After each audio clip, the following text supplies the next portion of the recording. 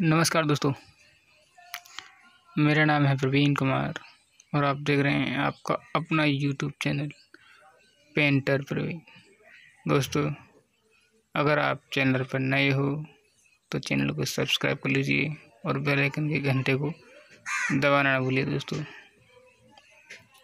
दोस्तों, आज की इस वीडियोज़ में हम आपको चाह को 3D में लिखकर दिखा रहे हैं। दोस्तों, लिखने में हमने वाटर कलर का यूज किया है, उसकी 3D आकार दिया है पेंट कलर से, मतलब ऑयल पेंट से।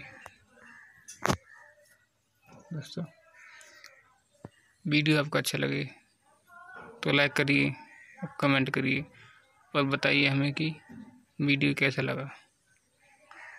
दोस्तों, वीडियो को लास्ट तक देखिएगा, क्योंकि लास्ट तक वीडियो देखोगे तभी आपकी समझ में आएगा किस प्रकार से 3D में आकार देना है। दोस्तों, और वीडियो को लाइक करना बिल्कुल ना भूलिए। दोस्तों, धन्यवाद।